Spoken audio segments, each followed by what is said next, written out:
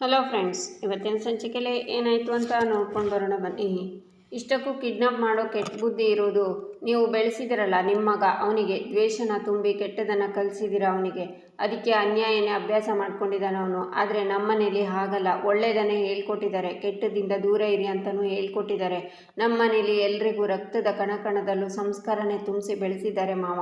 ಅದಕ್ಕೆ ವಲ್ಲಭ ನಿರಪರಾಧಿ ಅಂತ ಪ್ರೂವ್ ಆಗಿರೋದು. ದೇವರು ಮೊದಲು ಕೆಟ್ಟವ್ರ ಪರನೇ ನಿಲ್ತಿದ್ದಾನೆ ಅನಿಸುತ್ತೆ, ಆದರೆ ಕೊನೆಗೆ ಒಳ್ಳೆಯವ್ರ ಕೈನೇ ಹಿಡಿಯೋದು. ಅದನ್ನು ಮೊದಲು ಅರ್ಥ ಮಾಡ್ಕೊಳ್ಳಿ. ಇನ್ನೊಂದು ಸಲ ನನ್ನ ಗಂಡನ ತಂಟೆಗೆ, ನನ್ನ ಮಾವನ ತಂಟೆಗೆ, ಇಲ್ಲ ನಮ್ಮ ಮನೆಯವ್ರ ತಂಟೆಗೆ ಬಂದರೆ ನಾನು ಸುಮ್ಮನಿರಲ್ಲ. ತಾವಿನ್ನೂ ಹೊರಡ್ಬೋದು ಅಂತಾಳೆ ಅಮೂಲ್ಯ. ಸೂರ್ಯಕಾಂತ್ ಮತ್ತು ಮನೆಯವರೆಲ್ಲ ಹೋಗ್ತಾರೆ. ಈಚೆ ಅಮೂಲ್ಯ ಮೀನಾ ವಲ್ಲಭಂಗೆ ಆರತಿ ಮಾಡಬೇಕು ಅನ್ನುವಾಗ ನಂದನ್, ಮೀನಾ ಒಂದು ನಿಮಿಷ, ಕೇಶವ ಮಾಧವ ಒಳಗಡೆ ಹೋಗಿ ಅಂತಾರೆ. ಇಬ್ಬರು ಒಳಗೆ ಹೋಗ್ತಾರೆ. ಆರತಿ ತಟ್ಟೆ ತಗೊಳ್ಳಿ ಅಂತಾರೆ ನಂದನ್. ಇಬ್ಬರು ತಗೋತಾರೆ. ಮೀನಾ ಅಮ್ಮು ಹೊರಗೆ ಬನ್ನಿ ಅಂತಾರೆ ನಂದನ್. ಗಿರಿಜಾ ಅಮೂಲ್ಯ ಮೀನಾ ಹೊರಗೆ ಬರ್ತಾರೆ. ಮಾಧವ ಕೇಶವ ಆರತಿ ಮಾಡಿ ಅಂತಾರೆ ನಂದನ್. ನಾವಾ ಅಂತಾರೆ ಇಬ್ಬರು. ಹೌದು ಕಣೋ, ಹುಡ್ತಾ ಅಣ್ಣ ತಮ್ಮಂದಿರು ಬೆಳೀತಾ ದಾಯಾದಿಗಳು ಅನ್ನೋ ಮಾತಿದೆ. ಆದರೆ ನಮ್ಮನೇಲಿ ಹುಡ್ತಾ ಅಣ್ಣ ತಮ್ಮಂದಿರು ಬೆಳೀತಾನೋ ಅಣ್ಣ ತಮ್ಮಂದಿರೇ. ಬೇರೆ ಕುಟುಂಬದಲ್ಲಿ ಒಬ್ಬರಿಗೆ ತೊಂದರೆ ಆದರೂ ಇನ್ನೊಬ್ಬರು ನನಗ್ಯಾಕೆ ಬೇಕು ಅಂತ ಸುಮ್ಮನೆ ಇರ್ತಾರೆ. ಆದರೆ ನೀವಿಲ್ಲಿ ಒಬ್ರಿಗೊಬ್ರು ಬೆನ್ನಾಗಿ ನಿಂತ್ಕೊಂಡಿದ್ದೀರಿ. ಯಾವುದೋ ಹುಡುಗಿಗೆ ಕಷ್ಟ ಬಂತು ಅಂತ ಇವನು ಸಹಾಯ ಮಾಡೋಕೆ ಹೋದ. ಇವನಿಗೆ ಕಷ್ಟ ಬಂದಾಗ ನೀವಿಬ್ಬರು ಪ್ರಾಣನ ಒತ್ತೆ ಇಟ್ಟು ಅವನಿಗೆ ನ್ಯಾಯ ಕೊಡಿಸಿದ್ರಿ. ನಿಮ್ಮಿಬ್ಬರಿಗೆ ಕಣೋ ಇರೋದು ಅಧಿಕಾರ. ಆರತಿ ಮಾಡಿ ಅಂತಾರೆ ನಂದನ್. ಮಾಧವ ಕೇಶವ ಇಬ್ಬರು ಆರತಿ ಮಾಡ್ತಾರೆ. ನಂದನ್ ವಲ್ಲಭ ಮುಖ ನೋಡ್ಕೋತಾರೆ. ಕೇಶವ ವಲ್ಲಭನಿಗೆ ತಿಲಕನ ಇಡ್ತಾನೆ. ಎಲ್ಲರೂ ಒಳಗೆ ಬರ್ತಾರೆ. ಗಿರಿಜಾ ರೂಮಲ್ಲಿ ಆಯಿಂಟ್ಮೆಂಟ್ ತಗೊಂಡು ನೋಡ್ತಾ ಇರ್ತಾರೆ. ಆಗ ಮೀನಾ ಬಂದು, ಏನತ್ತೆ ಇದು ಅಂತಾಳೆ. ಅದೇ ಕಣೆ, ನಮ್ಮ ವಲ್ಲಭಂಗೆ ಪೊಲೀಸೆಲ್ಲ ಹೊಡೆದು ಏಟಾಗಿದೆಯಲ್ಲ, ಅದಕ್ಕೆ ಈ ಮುಲಾಮ್ ಹಚ್ಚೋಣ ಅಂತ ಗಿರಿಜಾ ಹೊರಡುವಾಗ, ಅತ್ತೆ ಏನತ್ತೆ ನೀವು ಎಲ್ಲನೂ ನಾನೇ ಹೇಳ್ಕೊಡ್ಬೇಕಾ? ಒಳ್ಳೆ ದಡಿ ಥರ ಹಾಡ್ತಿರಲ್ಲ ಅಂತಾರೆ ಮೀನಾ. ಎಲ್ಲ ಇವಳ, ನಾನು ನಿಮ್ಮತ್ತೆ, ನನ್ನನ್ನೇ ದಡ್ಡಿ ಅಂತೀಯ ನೀನು ಅಂತಾರೆ ಗಿರಿಜಾ. ಮತ್ತಿನ್ನೇನತ್ತೆ, ನೀವು ಮುಲಾಮ್ ಹಚ್ಚೋದ್ರಿಂದ ಏನು ಬರುತ್ತೆ? ಅದೇ ಅಮ್ಮ ಮುಲಾಮ್ ಹಚ್ಚೋದ್ರಿಂದ ಅವರಿಬ್ಬರ ಮಧ್ಯೆ ಇರೋ ಅಂತರದಿಂದ ಹಚ್ಚೋ ಮುಲಾಮ್ ಆಗುತ್ತೆ. ಅವರಿಬ್ಬರ ಮಧ್ಯೆ ಇರೋ ಜಗಳಕ್ಕೆ ಹಚ್ಚೋ ಮುಲಾಮ್ ಆಗುತ್ತೆ. ಅವರಿಬ್ಬರ ಮಧ್ಯೆ ಇರೋ ಮನಸ್ತಾಪಕ್ಕೆ ಹಚ್ಚೋ ಮುಲಾಮ್ ಆಗುತ್ತೆ. ಮುಲಾಮು 1, ಪರಿಹಾರ 100 ಅಂತಾಳೆ ಮೀನಾ. ಹೌದಲ್ವಾ? ಅಯ್ಯೋ ನನ್ನ ಬಂಗಾರ, ಎಷ್ಟು ಒಳ್ಳೆ ಐಡಿಯಾ ಕೊಟ್ಟೆ. ಒಂದೊಂದು ಸಲ ನೀನು ಸೂಪರ್ ಐಡಿಯಾ ಕೊಡ್ತೀಯ ಕಣೆ. ನನ್ನ ತಲೆಗೆ ಇದೆಲ್ಲ ಹೊಡೆಯಲೇ ಇಲ್ಲ ಅಂತಾರೆ ಗಿರಿಜಾ. ಏನು ಮಾಡೋದತ್ತೆ, ವಯಸ್ಸಾದಮೇಲೆ ಹೀಗೇನೆ ಅಂತಾಳೆ ಮೀನಾ. ಏನಂದೆ ನೀನು ಅಂತಾರೆ ಗಿರಿಜಾ. ಕರೀರಿ ನಿಮ್ಮ ಮುದ್ದು ಸೊಸೆನ ಕರೀರಿ. ಮುಲಾಮು ಎಲ್ಲಾದರೂ ಅಮ್ಮು ಕಾಡು ಪಾಪಂಗೆ ನಾನು ಮುಲಾಮು ಹಚ್ಚಲ್ಲ ಚೂ ತೂ ಅಂತ ಹೇಳಬೇಕಲ್ಲ, ಅವಳಿಗೆ ನಾನು ಸರಿಯಾಗಿ ಗದರಿಸ್ತೀನಿ ಅಂತಾಳೆ ಮೀನಾ. ಹೌದು ಮೀನಾ, ಅವಳು ಏನಾದರೂ ಇಲ್ಲ ಅಂತ ಅನ್ನಲಿ, ನಾನು ಅವಳನ್ನು ಸರಿಯಾಗಿ ಗದರಿಸ್ಬಿಡ್ತೀನಿ, ಇರು ಕರಿತೀನಿ ಅಂತ ಗಿರಿಜಾ ಹೇಳುವಾಗ ಅಮೂಲ್ಯ ಅತ್ತೆ ಅತ್ತೆ ಅಂತ ಕರಿತಾ ಬರ್ತಾಳೆ. ಬಂದೇ ಬಿಟ್ಲಲ್ಲೇ ಅಂತಾರೆ ಗಿರಿಜಾ. ಅತ್ತೆ ಏನಾದರೂ ಆಯಿಂಟ್ಮೆಂಟ್ ಇದ್ದರೆ ಕೊಡಿ ಅತ್ತೆ. ಪೊಲೀಸ್ನವರು ಹೊಡೆದಿರೋದಕ್ಕೆ ಅವನಿಗೆ ತುಂಬ ಬಾಡಿ ಪೇಯ್ನ್ ಆಗ್ತಿದೆ. ನಾನೇನಾದರೂ ಈಗ ಅವನಿಗೆ ಆಯಿಂಟ್ಮೆಂಟ್ ಹಚ್ಚಿದರೆ ನಾಳೆ ಅಷ್ಟೊತ್ತಿಗೆ ಪೇಯ್ನ್ ರಿಲೀಫ್ ಆಗುತ್ತೆ ಅತ್ತೆ ಅಂತಾಳೆ ಅಮೂಲ್ಯ. ಏನು ಆಯಿಂಟ್ಮೆಂಟಾ? ವಲ್ಲಭಂಗೋಸ್ಕರ ನೀನು ಹತ್ತೀಯಾ ಅಂತ ಮೀನಗಿರಿಜ ಶಾಕ್ನಿಂದ ಕೇಳ್ತಾರೆ. ಯಾಕೆ, ಏನಾಯಿತು? ಪಾಪ ಅವನಿಗೆ ನೋವಾಗ್ತಿದೆ ಅಲ್ವಾ, ಅದಕ್ಕೆ ನಾನು ಹಚ್ಕೊಡೋಣ ಅಂದ್ಕೊಂಡೆ ಅಂತಾಳೆ ಅಮೂಲ್ಯ. ಸೂಪರ್ ಅಮ್ಮು, ನೀನು ಆಯಿಂಟ್ಮೆಂಟ್ ಹಚ್ಚೋದು ಹೆಚ್ಚಾ ಅತ್ತೆ, ನಿನಗೆ ಕೊಡೋದು ಹೆಚ್ಚಾ? ನೀನು ಕೇಳಿದರೆ ಸಂಜೀವಿನಿ ಪರ್ವತನೇ ಅತ್ತೆ ನಿನ್ನ ಕೈಗಿಡ್ತಾರೆ, ಇನ್ನು ಆಯಿಂಟ್ಮೆಂಟ್ ಕೊಡಲ್ವಾ? ಕೊಡಿಯತ್ತೇಲಿ ಅಂತಾಳೆ ಮೀನಾ. ಇಷ್ಟು ಬೇಗ ಕೊಟ್ರಾ? ಥ್ಯಾಂಕ್ ಯು ಅತ್ತೆ. ಥ್ಯಾಂಕ್ ಯು ಮೀನಾ ಅಕ್ಕ ಅಂತ ಅಮೂಲ್ಯ ಓಡ್ತಾಳೆ. ಒಳ್ಳೆ ಹುಡುಗಿ ಅಲ್ಲ ಕಣೆ ಮೀನಾ, ವಲ್ಲಭನ ಹೆಸರು ಹೇಳಿದ್ರೇ ಚೀ ತೂ ಅಂತಿದ್ದ ಹುಡುಗಿ ಈಗ ಅವನ ಹೆಸರು ಕೇಳಿದರೆ ಆಹಾ ಓಹೋ ಅಂತಾಳೆ. ಹೇಗೆ ಈ ಬದಲಾವಣೆ ಅಂತಾರೆ ಗಿರಿಜಾ. ಅತ್ತೆ, ಪ್ರೀತಿಯನ್ನು ಹೊಳೆಯಲ್ಲಿ ಮುಳುಗಿದ್ರೆ ಕಲ್ಲೇ ಕರಗುತ್ತೆ, ಇನ್ನು ನಮ್ಮ ಹುಡುಗಿ ಹಾರ್ಟ್ ಕರಗಲ್ವಾ? ಇದಿನ್ನೂ ಆರಂಭ, ಮುಂದೆ ನೋಡಿ ಇದೆ ತುಂಬ ಪ್ಯಾರ್ಗೆ ಆಗಿಬಿಟ್ಟೈತೆ, ನಮ್ಮಮ್ಮಗೆ ಪ್ಯಾರ್ಗೆ ಆಗಿಬಿಟ್ಟೈತೆ ಅಂತ ನಗ್ತಾಳೆ ಮೀನಾ. ಗಿರಿಜನು ನಗ್ತಾರೆ. ಈಚೆ ಅಮೂಲ್ಯ ರೂಮಲ್ಲಿ ವಲ್ಲಭಂಗೆ ಆಯಿಂಟ್ಮೆಂಟ್ ಹಚ್ತಾಳೆ. ಆಗ ಅವನ ಭುಜದ ಮೇಲೆ ಅಮೂಲ್ಯ ಕಣ್ಣೀರು ಬೀಳುತ್ತೆ. ಅಳ್ತಿದ್ಯಾ? ನನಗೇನು ಆಗಿಲ್ಲ, ಅಲ್ಲಿಂದ ಬಂದಿದ್ದೀನಿ ತಾನೆ ಅಂತಾನೆ ವಲ್ಲಭ. ನಿನ್ನ ಲಾಕಫಲ್ಲಿ ನೋಡೋಕ್ಕೆ ಎಷ್ಟು ಕಷ್ಟ ಆಗ್ತಿತ್ತು ಗೊತ್ತಾ? ಅದನ್ನು ಮಾತಲ್ಲಿ ಹೇಳೋಕ್ಕೂ ಆಗ್ತಿಲ್ಲ. ಮೊನ್ನೆ ರಾತ್ರಿ ಕೆಟ್ಟ ಕನಸು ಬಿತ್ತು ಅಂತ ಹೇಳ್ದೆ ತಾನೆ. ಅದಾದಮೇಲೆ ನೀನು ಹೊರಗಡೆ ಹೋಗುವಾಗ ಎಡಗಾಲು ಎಡವಿದೆ. ಆವಾಗಲೇ ಹೇಳಿದೆ 2 ನಿಮಿಷ ಕೂತ್ಕೊಂಡು ಹೋಗು ಅಂತ. ನೀ ನನ್ನ ಮಾತು ಕೇಳಿಲ್ಲ. ದೇವರು ಎಷ್ಟು ಸೂಚನೆ ಕೊಟ್ಟ, ಏನಾದರೂ ಕೆಟ್ಟದಾಗುತ್ತೆ ಅಂತ ಅಂತಾಳೆ ಅಮೂಲ್ಯ. ಆದರೆ ಇವಾಗ ಎಲ್ಲ ಮುಗೀತು ತಾನೆ, ನಾನು ಆರಾಮಾಗಿದ್ದೀನಿ, ಅಳೋದು ನಿಲ್ಲಿಸು ನೀನು ಅಂತಾನೆ ವಲ್ಲಭ. ಕಾಡು ಪಾಪ, ನಿನಗೆ ಏನೋ ಒಂದು ಕೇಳಲ್ಲ ಅಂತಾಳೆ ಅಮೂಲ್ಯ.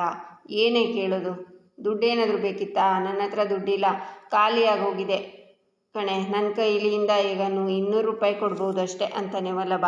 ಅದಲ್ಲ ಕಣೋ ಕಾಡು ಪಾಪ, ನೀನೀಗ ಫುಡ್ ಡೆಲಿವರಿ ಕೆಲಸದ ಜೊತೆ ಡ್ರೈವಿಂಗ್ ಕೆಲಸನೂ ಮಾಡ್ತಿದ್ಯಲ್ವಾ, ಅದನ್ನು ಬಿಟ್ಬಿಡೋ ಅಂತಾಳೆ ಅಮೂಲ್ಯ. ಏನೇ ಹೇಳ್ತಿದ್ಯಾ ಅಂತಾನೆ ವಲ್ಲಭ. ಹೌದು ಕಣೋ, ಹೇಗೋ ನಮ್ಮ ಎಕ್ಸಾಮ್ ಮುಗ್ದಿದೆ, ಏನು ರಿಸಲ್ಟ್ ಬಂದುಬಿಡುತ್ತೆ. ಅದಾದಮೇಲೆ ನೀನು ಯಾವುದಾದ್ರೂ 9 to 5 ಕೆಲಸ ನೋಡ್ಕೋಬೋದು ಅಲ್ವಾ. ಒಂದು ತಿಳ್ಕೊ ಕಾಡು ಪಾಪ, ನೀನು ಕೆಲಸಕ್ಕೆ ಎಷ್ಟು ಟೈಮ್ ಕೊಡ್ತಿದ್ಯೋ ಫ್ಯಾಮಿಲಿಗೂ ಅಷ್ಟೇ ಟೈಮ್ ಕೊಡಬೇಕು. ಅದು ಅಲ್ಲದೆ ನೀನು ಏನು ಕೆಲಸ ಮಾಡ್ತಿದ್ಯಾ ಅಂತ ಫ್ಯಾಮಿಲಿಗೆ ಗೊತ್ತಿರೋದು ಅಷ್ಟೇ ಮುಖ್ಯ. ನೀನು ಪ್ರತಿದಿನ ಮನೆಗೆ ಲೇಟಾಗಿ ಬರ್ತೀಯ ಅಲ್ವಾ, ಆವಾಗ ನಾನು ಅತ್ತೆ ಜೀವನ ಕೈಯಲ್ಲಿ ಹಿಡ್ಕೊಂಡು ಕಾಯ್ತಿರ್ತೀವಿ. ನೀನು ಹೇಳ್ಬೋದು ಮಲ್ಕೊಳ್ಳಿ ಅಂತ, ಆದರೆ ನಿದ್ದೆ ಬರಲ್ಲ ಗೊತ್ತಾ. ಮಾವಂಗೂ ಇದು ಇಷ್ಟ ಇಲ್ಲ ಕಣೋ, ಈ ಡ್ರೈವಿಂಗ್ ಎಲ್ಲ ರಿಸ್ಕು. ಒಂದಾದಮೇಲೆ ಒಂದು ಪ್ರಾಬ್ಲಮ್ ಬರ್ತಾನೆ ಇರುತ್ತೆ. ಕೇಸು ಗೀಸು ಅಂತ ನೀನು ಒದ್ದಾಡ್ತಾನೆ ಇರಬೇಕು, ಮನೆಯವರು ಒದ್ದಾಡ್ತಾ ಇರಬೇಕು. ಪಾಪ ಅತ್ತೆ ಮೊನ್ನೆ ರಾತ್ರಿ ಎಷ್ಟು ಅಳ್ತಿದ್ರು ಗೊತ್ತಾ. ಮಾವನು ಎಷ್ಟು ನೊಂದ್ಕೊಂಡಿದ್ರು, ಮನೆಯವರು ಯಾರು ಊಟನೇ ಮಾಡಿಲ್ಲ. ಅದಕ್ಕೆ ಈ ತಲೆನೋವೆಲ್ಲ ಬೇಡ. ಹೆಂಗೋ BCom ಕಂಪ್ಲೀಟ್ ಆಗ್ತಿದೆ, ನಿನಗೆ ಯಾವುದಾದ್ರೂ ಜಾಬ್ ಸಿಗುತ್ತೆ ಪ್ಲೀಸ್ ಕಣೋ. 9 to 5 ಜಾಬ್ ಮಾಡೋ. ನನಗೆ ಗೊತ್ತು ಈಗ ನಾನು ಹೇಳ್ತಾ ಇರೋದು ನಿಮ್ಗೆ ಇಷ್ಟ ಆಗ್ತಿಲ್ಲ ಅಂತ, ಆದರೆ ಒಂದು ಸಲ ಇದ್ರ ಬಗ್ಗೆ ಯೋಚನೆ ಮಾಡೋ ಅಂತಾಳೆ ಅಮೂಲ್ಯ. ಇದರಲ್ಲಿ ಯೋಚನೆ ಮಾಡೋದೇನಿದೆ, ನೀನು ಕರೆಕ್ಟಾಗಿ ಹೇಳ್ತಿದ್ಯಾ ಅಂತಾನೆ ವಲ್ಲಭ. ನಾನು ಯೂನಿಫಾರ್ಮ್ ಆಗಿ ಸಿಸ್ಟಮೆಟಿಕ್ ಆಗಿ ಒಂದು 9 to 5 ಜಾಬ್ನ ಹುಡುಕಬೇಕು. ರಿಸಲ್ಟ್ ಬರಲಿ, ಆಮೇಲೆ ಟ್ರೈ ಮಾಡ್ತೀನಿ ಅಂತಾನೆ ವಲ್ಲಭ. ನಾನು ಹೇಳಿದ ತಕ್ಷಣ ಒಪ್ಕೊಂಡಿಯಲ್ಲ, ಸೋ ಸ್ವೀಟ್ ಆಫ್ ಯು ಅಂತ ಅವ್ನು ಕೆನ್ನೆ ಹಿಂಡ್ತಾಳೆ ಅಮೂಲ್ಯ. ಏಯ್ ನಿಮ್ಮಜ್ಜಿ ಅಂತಾನೆ ವಲ್ಲಭ. ಆಗ ಇಬ್ಬರು ನಗ್ತಾರೆ. ಈಚೆ ಸ್ಲ್ಯಾಬ್ ಮೇಲೆ ಮನೆಯವರೆಲ್ಲರೂ ಕೂತಿರ್ತಾರೆ. ರಕ್ಷಾ, ಯಾಕೆ ಬೇಜಾರಲ್ಲಿ ಕೂತಿದ್ಯಾ ಅಂತಾಳೆ ಮೀನಾ. ಅದೇ ಅಪ್ಪ ಅದೇ ಹಳೆ ಕತೆ ಹೇಳ್ತಾರೆ ಅಂತ ಹೇಳಿದ್ರಲ್ವಾ, ಅದಕ್ಕೆ ಅಂತಾಳೆ ರಕ್ಷಾ. ಹಳೆ ಕತೆ ಹೇಳ್ತಾ ಇದ್ದರೆ ಖುಷಿಯಾಗಿರ್ಬೇಕಲ್ವಾ, ಮತ್ತೆ ಹೀಗಿದ್ಯಾ ಅಂತಾಳೆ ಮೀನಾ. ಅತ್ತಿಗೆ, ನಿಮಗೆ ಇದು ಹೊಸ ಕತೆ ಆಗಿರ್ಬೋದು, ಆದರೆ ಇದು ನಮಗೆ ತುಂಬ ಹಳೆ ಕತೆ ಗೊತ್ತಾ ಅಂತಾಳೆ ರಕ್ಷಾ. ಅಕ್ಕ, ಅಂಗಡಿಯೆಲ್ಲ ತೊಳೆದ್ಬಿಡ್ತೀನಿ ಅಂತ ನೆಪ ಹೇಳಿ ಹೊರಟ್ಬಿಡ್ಲೆ ನಾನು ಅಂತಾನೆ ಸುಂದರ. ಮಾವ, ಸಜ್ಜನರ ಸಹವಾಸ ಹೆಜ್ಜೆನ ಸವಿದಂತೆ ಅಂತಾನೆ ಮಾಧವ. ಆಗ ನಂದನ್ ಬಂದು ಕೂತ್ಕೊಂಡು ಎಲ್ಲರೂ ಬಂದಾಯ್ತಾ ಅಂತಾರೆ. ಅಪ್ಪ, ಅತ್ತಿಗೆ ಇನ್ನೂ ಬಂದಿಲ್ಲ, ನಾನು ಕರೆದ್ಬಿಟ್ಟು ಬರಲ್ಲ ಅಂತಾಳೆ ರಕ್ಷಾ. ಪರವಾಗಿಲ್ಲಮ್ಮ, ಬೇಕಾದವರೆಲ್ಲ ಬಂದಾಯ್ತಲ್ವಾ, ಅಷ್ಟು ಸಾಕು ಅಂತಾರೆ ನಂದನ್. ಆಗ ಪ್ರಿಯಾ ಬಂದು ಅವ್ರ ಮಾತನ್ನು ಕೇಳಿಸ್ಕೊತಾಳೆ. ನಾವೆಲ್ಲ ಹೀಗೆ ಒಟ್ಟಿಗೆ ಕೂತ್ಕೊಂಡು ಮಾತಾಡಿ ತುಂಬ ದಿವಸ ಆಗಿತ್ತು, ಅದಕ್ಕೆ ನಿಮ್ಮನ್ನೆಲ್ಲ ಕರೆದಿದ್ದು ಅಂತಾರೆ ನಂದನ್. ಕೇಶವ, ಮಾವ ಏನೋ ಹೇಳ್ತಾರೋ ಅಂತಾಳೆ ಮೀನಾ. ಕೆಲವೊಂದನ್ನು ಕೇಳಬಾರ್ದು, ಅನುಭವಿಸ್ಬೇಕು ಅಂತಾನೆ ಕೇಶವ. ಕಾಡ್ಪಾಪ, ಮಾವು ಏನೋ ಮಾತಾಡಬೇಕು ಅಂತ ಕರೆದಿರೋದು ಅಂತಾಳೆ ಅಮೂಲ್ಯ. ಕೆಲವೊಂದನ್ನು ಕೇಳಬಾರ್ದು, ಅನುಭವಿಸ್ಬೇಕು ಅಂತಾನೆ ವಲ್ಲಭ. ಮೀನಮ್ಮ, ಭಾವಂಗೆ ಸಿಟ್ಟು ಬಂದರೆ ಏನು ಮಾಡ್ತಾರೆ ಹೇಳು, ಬೈದು ಶಿಕ್ಷೆ ಕೊಡ್ತಾರೆ. ಖುಷಿಯಾದಾಗ ಏನು ಮಾಡ್ತಾರೆ ಗೊತ್ತಾ, ಈ ಥರ ತಿಂಗಳಿಗೆ ಒಂದು ಸಲ ಸಭೆ ಕರೆದ್ಬಿಟ್ಟು ತಿರುಗಿಸಿ ಮುರುಗಿಸಿ ಕ್ಯಾಸೆಟ್ ಹಾಕ್ಬಿಟ್ಟು ಹೇಳಿದ ಕಥೆನೇ ಹೇಳಿ ಹೇಳಿ ಶಿಕ್ಷೆ ಕೊಡ್ತಾರೆ ಅಂತಾನೆ ಸುಂದರ. ಮುಗಿಯೋದು ಎಷ್ಟೊತ್ತಾಗುತ್ತೆ ಚಿಕ್ಕಪ್ಪ ಅಂತಾಳೆ ಮೀನಾ. ಮುಗಿದ ಮೇಲೆ ಗೊತ್ತಾಗುತ್ತೆ ಅಂತಾನೆ ಸುಂದರ. ಸರಿಯಾಗಿ ಹೇಳಿ ಚಿಕ್ಕಪ್ಪ ಅಂತಾಳೆ ಮೀನಾ. ಒಂದು ಅರ್ಧ ಗಂಟೆ ಆಗ್ಬೋದು, ಅದೃಷ್ಟ ಚೆನ್ನಾಗಿದ್ರೆ ನಮ್ಮ ಗ್ರಹಚಾರ ಕೆಟ್ಟಿದ್ರೆ ಬೆಳಿಗ್ಗೆನೂ ಆಗ್ಬೋದು ಅಂತಾನೆ ಸುಂದರ. ಹೌದಾ ಅಂತಾಳೆ ಮೀನಾ. ಸುಂದರ, ಏನದು ಗುಸುಗುಸು, ಶುರು ಮಾಡಲಾ ಅಂತಾನೆ ನಂದನ್. ಶುರು ಮಾಡ್ಕೊಳ್ಳಿ ಅಂತಾನೆ ಸುಂದರ. ಗಿರಿಜಾ, ನೀನೊಂದು ಮಾತು ಹೇಳಿದ್ದೆ, ವಲ್ಲಭಂಗೆ ನಿಮ್ಮದೇ ರೋಷ ಆವೇಶ ಎಲ್ಲ ಬಂದಿರೋದು ಅಂತ. ಅವನ ಆ ಹುಡುಗಿ ಕಾಪಾಡಿದ ವಿಚಾರ ಕೇಳಿದ ಮೇಲೆ ನಾನು ಒಂದು 35 ವರ್ಷ ಹಿಂದಕ್ಕೆ ಹೋದೆ, 1992 ಅಂತ ಅನಿಸುತ್ತೆ. ಆಗ ನಾನಿನ್ನು ಸೂರ್ಯಕಾಂತ್ ಅವ್ರ ಮನೆ ಕೆಲಸಕ್ಕೆ ಸೇರಲಿಲ್ಲ, ಒಂದು ಹೋಟೆಲ್ನಲ್ಲಿ ಕೆಲಸ ಮಾಡ್ತಿದ್ದೆ. ಒಂದು ದಿವಸ ರಾತ್ರಿ ಹೋಟೆಲ್ ಬಾಗಿಲಾಕಿ ನಾನು ವಾಪಸ್ ಮನೆಗೆ ಬರ್ತಾ ಇರುವಾಗ ಒಂದು ಹುಡುಗಿ ಅಣ್ಣ ಕಾಪಾಡಿ ಅಂತ ಓಡ್ ಬರ್ತಾ ಇದ್ಲು. ಅವಳು ಹಿಂದೆ 4 ಜನ ಪೋಖ್ರಿಗಳು ಅವಳನ್ನು ಅಟ್ಟಿಸ್ಕೊಂಡು ಬರ್ತಿದ್ರು. ನನಗೆ ಅದನ್ನು ನೋಡಿ ರಕ್ತ ಕುದಿಯೋಕ್ಕೆ ಶುರುವಾಯಿತು ಅಂತಾರೆ ನಂದನ್. ಅಕ್ಕ, ಮನ್ಸು ಮುಟ್ಕೊಂಡು ಹೇಳು, ಬಾವ ಈ ಕಥೆನ ಎಷ್ಟು ಸಲ ಹೇಳಿದ್ದಾರೆ ನಿನಗೆ ಅಂತಾನೆ ಸುಂದರ. ಬಾಯಿ ಮುಚ್ಕೊಂಡು ಕೂತ್ಕೋ, ನನ್ನ ಗಂಡ ಈ ಕಥೆನ 1,00,000 ಸಲ ಹೇಳಿದ್ರು ನಾನು ಕೇಳ್ತೀನಿ ಅಂತಾರೆ ಗಿರಿಜಾ. ನಿನಗೆ ಮರುವಿನ ಕಾಯಿಲೆ ಇರಬೇಕು ಅಂತಾನೆ ಸುಂದರ. ಕಾಡು ಪಾಪ, ನೀನು ಒಬ್ಬನೇ ರವೆ ಉಂಡೆ ತಿಂತಿದ್ಯಲ್ಲೋ, ನನಗೂ ಕೊಡೋ ಅಂತಾಳೆ ಅಮೂಲ್ಯ. ತಿಂಡಿ ಪೋತಿ ಅಂತ ಡಬ್ಬನ ಕೊಡ್ತಾನೆ. ಆಗ ಅಮೂಲ್ಯ 2 ಉಂಡೆನ ತಗೋತಾಳೆ. ಆಗ ವಲ್ಲಭ ಅವಳ ಕೈನ ಗಟ್ಟಿಯಾಗಿ ಹಿಡ್ಕೋತಾನೆ. ತಿಂಡಿ ಪೋತಿ, 1 ತಿನ್ನು ಅಂದರೆ 2 ತಿಂತೀಲೆ ಬಿಡೆ ಅಂತಾನೆ ವಲ್ಲಭ. ಆ ಸಂದರ್ಭದಲ್ಲಿ ನನಗೆ ಅವಳನ್ನು ಹೆಂಗಾದರೂ ಮಾಡಿ ಕಾಪಾಡಬೇಕು ಅನ್ನಿಸ್ತು, ಅದಕ್ಕೆ ಹಿಂದೆ ಮುಂದೆ ನೋಡಿದೆ, ಪುಂಡು ಪೋಖ್ರಿಗೆ ಚೆನ್ನಾಗಿ ಬಾರಿಸಿದೆ ಅಂತಾರೆ ನಂದನ್. ಮೀನಮ್ಮ, ಚೆನ್ನಾಗಿದೆ ಅಲ್ವಾ ಅಂತಾನೆ ಸುಂದರ. ಮಾವನ ಕತೆನಾ ಅಂತಾಳೆ ಮೀನಾ. ಅಲ್ಲ, ಚಕ್ಲಿ ಅಂತಾನೆ ಸುಂದರ. ಆಗ ಆ ಹುಡುಗಿ ಒಂದು ಮಾತು ಹೇಳಿದ್ಲು, ಅಣ್ಣ ನಿಮ್ಮಂಥವ್ರು ಸಮಾಜಕ್ಕೆ ಒಬ್ಬರು ಇರಬೇಕು ಅಂತ. ನಾನೀಗ ಸಮಾಜಕ್ಕೆ ಅಂತ 3 ಗಂಡು ಮಕ್ಕಳನ್ನು ಕೊಟ್ಟಿದ್ದೀನಿ ಅಂತಾರೆ ನಂದನ್. ಆಗ ಎಲ್ಲರೂ ಕ್ಲ್ಯಾಪ್ಸ್ ಮಾಡ್ತಾರೆ. ನನ್ನ ಮಕ್ಕಳು ಯಾವಾಗಲೂ ನ್ಯಾಯದ ಪರ ಹೋರಾಡ್ತಾರೆ. ನಿನ್ನ ಬಗ್ಗೆ ನನಗೆ ಹೆಮ್ಮೆ ಇದೆ ಕಣ್ರು ಅಂತಾರೆ ನಂದನ್.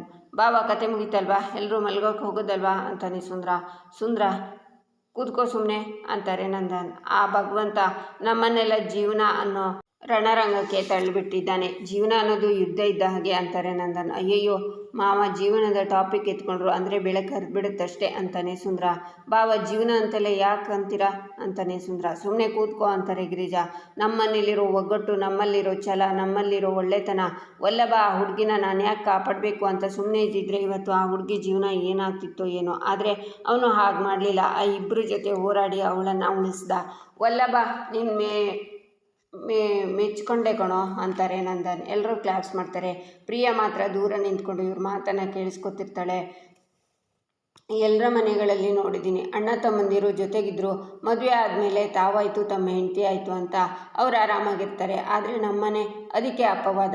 ಮಾಧವ ಕಷ್ಟದಲ್ಲಿ ಸಿಕ್ಕಾಕೊಂಡ ಅಂದಾಗ ವಲ್ಲಭ ಮತ್ತು ಕೇಶವ ಅಣ್ಣಂಗೆ ಸಹಾಯ ಮಾಡಿದರು.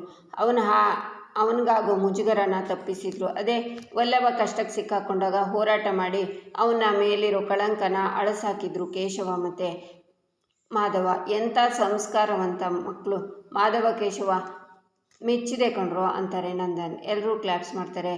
ಸಮಸ್ಯೆ ಆಗಿರೋದು ನನ್ನ ಮೈದನಿಗೆ, ನನ್ನ ಗಂಡಂಗ ಅಲ್ಲ ಅಂತ ಮೀನಾ ಸುಮ್ಮನೆ ಇರ್ಬೋದಿತ್ತು. ಆದರೆ ಅವಳು ಹಾಗೆ ಮಾಡಲಿಲ್ಲ. ತನ್ನ ಗಂಡನ ಜೊತೆಗೆ ಹೋಗಿ ತನ್ನ ಪ್ರಾಣನ ಒತ್ತೆ ಇಟ್ಟು ಹೋರಾಡಿದ್ಲು. ಮನೆ ಒಡೆಯೋ ಸೊಸೆ ಇರೋ ಈ ಕಾಲದಲ್ಲಿ ಮನೆ ಕಾಯೋ ಸೊಸೆ ಸಿಕ್ಕಿರೋದು ನಮ್ಮ ಪುಣ್ಯ. ಮೀನಾ ಮೆಚ್ಚಿದೆ ಕಣಮ್ಮ ಅಂತಾರೆ ನಂದನ್. ಎಲ್ಲರೂ ಕ್ಲಾಪ್ಸ್ ಮಾಡ್ತಾರೆ. ತನ್ನ ಗಂಡಂಗೋಸ್ಕರ, ಗಂಡನ ಮನೆಯವರಿಗೋಸ್ಕರ ತವ್ರ ಮನೆಯೇ ಎದುರು ಹಾಕ್ಕೊಂಡು ಈ ಸೊಸೆನ ನಾನು ನೋಡೇ ಇಲ್ಲ. ಹಾಗಂತ ತವ್ರ ಮನೆಯವರನ್ನು ಬೈದಿದ್ದು ಸರಿ ಅಂತ ನಾನು ಹೇಳ್ತಿಲ್ಲ. ಮನೆ ಗೌರವನ ಹೆಚ್ಚು ಮಾಡಿದೆ ಕಣಮ್ಮ ನೀನು. ನನ್ನ ಮನಸ್ಸಲ್ಲಿರೋ ಭಾವನೆನ ಹಂಚ್ಕೋಬೇಕು ಅಂತ ನಿಮ್ಮನ್ನು ಕರೆದೆ. ನನಗೆ ಈಗ ತೃಪ್ತಿ ಆಯಿತು. ನಾನು ಮಲ್ಗೋ ಹೋಗ್ತೀನಿ, ನೀವೆಲ್ಲ ಮಲ್ಕೊಳ್ಳಿ ಅಂತ ನಂದನ್ ಹೋಗ್ತಾರೆ. ಅಬ್ಬಾ ಬಾವ ಬೆಳಕು ಹರಿಸ್ತಾರೆ ಅಂದ್ಕೊಂಡಿದ್ದೆ, ಸದ್ಯ ಮುಗಿಸ್ಬಿಟ್ರಲ್ಲ ಅಂತಾನೆ ಸುಂದ್ರ. ಅಯ್ಯೋ ಮಾವ ಇದು ನಮ್ಗಳ ಬಗ್ಗೆ ಹೊಗಳಿದ್ದು ಪಾರ್ಟ್ 1. ಇನ್ನು ಪಾರ್ಟ್ 2 ನಿಮ್ಮನ್ನು ಹೊಗಳೋದು ಇದೆ. ಯಾಕೆ ಹೇಳು, ನೀನು ನಮ್ಮ ಬಾಸ್ ಅಲ್ವಾ ಅಂತಾನೆ ಕೇಶವ. ಬೇಡಪ್ಪ ಬಾಸ್, ನನ್ನ ಹೊಗಳೋದು ಬೇಡ ಅಮ್ಮು ಮೀನಾ. ಪಾರ್ಟ್ A ಮುಗಿದ ಮೇಲೆ ಪಾರ್ಟ್ B ಕೇಳಿಸೋದಕ್ಕೆ ನೀವೇ ತಯಾರಿದ್ದೀರಾ ಅಷ್ಟೇ ಅಂತಾನೆ ಸುಂದ್ರ. ಎಲ್ಲರೂ ನಗ್ತಾರೆ. ಮಾವ ಮೊದಲೆಲ್ಲ ನನ್ನ ಎಷ್ಟು ಹೊಗಳ್ತಿದ್ರು, ಈಗ ಹೊಗಳೋದಿರಲಿ, ಈ ಗುಂಪಿನಿಂದನೇ ನನ್ನ ಆಚೆ ಇಟ್ಟಿದ್ದಾರೆ. ಇದೆಲ್ಲ ಯಾವಾಗ ಸರಿ ಹೋಗುತ್ತೆ, ನನಗೆ ಈ ಥರ ಇರೋದಕ್ಕಾಗಲ್ಲ ಅಂತ ಹೇಳ್ತಾಳೆ ಪ್ರಿಯಾ. ಈಚೆ ಪ್ರಿಯಾ ಅಮ್ಮಂಗೆ ಕಾಲ್ ಮಾಡ್ತಾಳೆ. ಮಿಜಿ ಅಂತ ಕಾಲ್ ರಿಸೀವ್ ಮಾಡಿ, ಹೇಳೇ ಮಿಜಿ ನಿನ್ನ ಮೈದ್ನ ಸ್ಟೇಷನಿಂದ ರಿಲೀಸ್ ಆದ್ನಾ, ಏನು ಕತೆ ಅಂತಾರೆ ವೀಣಾ. ಅಮ್ಮ ವಲ್ಲಭ ಏನೋ ರಿಲೀಸ್ ಆದ, ಆದರೆ ಕಟಕಟೆಯಲ್ಲಿ ನಿಂತಿರೋಳು ನಾನು. ಆ ಕಡೆ ಅಪರಾಧಿ ಅಂತ ಜೈಲಿಗೂ ಆಗ್ತಿಲ್ಲ, ಈ ಕಡೆ ನಿರಪರಾಧಿ ಅಂತ ಒಪ್ಕೋತಾನೂ ಇಲ್ಲ. ಮಧ್ಯದಲ್ಲಿ ಸಿಕ್ಕಾಕೊಂಡು ಒದ್ದಾಡ್ತಿದ್ದೀನಮ್ಮ ಅಂತಾಳೆ ಪ್ರಿಯಾ. ಮಗಳೇ ಯಾಕೆ ಏನಾಯಿತು ಅಂತಾರೆ ವೀಣಾ. ಮಾವ ಈಗಷ್ಟೇ ಮನೆಯವರನ್ನೆಲ್ಲ ಕರೆದು ಕೂರಿಸ್ಕೊಂಡು ನಗ್ನಗ್ತಾ ಮಾತಾಡ್ತಿದ್ರಮ್ಮ. ನನ್ನ ಮಾತ್ರ ಕರೀಲೇ ಇಲ್ಲ. ರಕ್ಷಾ ಅತ್ತಿಗೆನ ಕರಿತೀನಿ ಅಂತ ಹೇಳಿದಾಗ ಮಾವ ಬೇಡ ಅನ್ನೋ ಥರ ಹೇಳಿದ್ರಮ್ಮ.